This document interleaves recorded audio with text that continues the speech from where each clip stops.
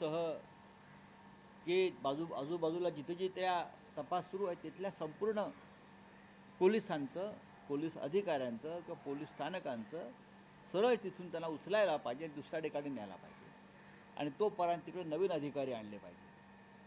बीडला एक पोलीस प्रमुख नवीन आणलेले आहेत, कोणीतरी नवीन म्हणून. त्यांच्याविषयी मला काय म्हणायचं नाही, पण खाली सगळी जी उतरंड आहे ती सगळी ह्या लोकांनीच नेमलेली आहे. यांचेच कार्यकर्ते आहेत खाकीवर्तीमध्ये, ते काय तपास करणार. राज्याची आर्थिक परिस्थिती बिकट आहे.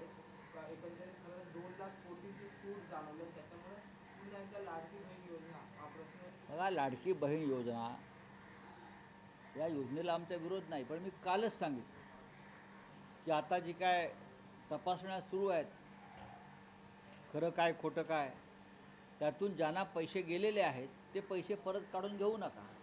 आणि नेमकं आज मी काही प्रकरणं पाहिली की ज्या लाडक्या बहिणींना पैसे दिलेले आहेत त्यांच्या खात्यातून ते पैसे परत घ्यायचा कार्यक्रम सुरू झाला.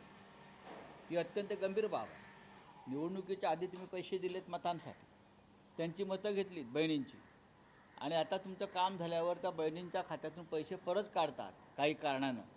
तेव्हा तुम्हाला कळलं नाही का पैसे देताना त्याच्यामध्ये काही त्रुटी आहेत, काही चुका आहेत, काही खोटी कागदपत्रं आहेत, तेव्हा तुम्ही धडाधड पैसे दिले.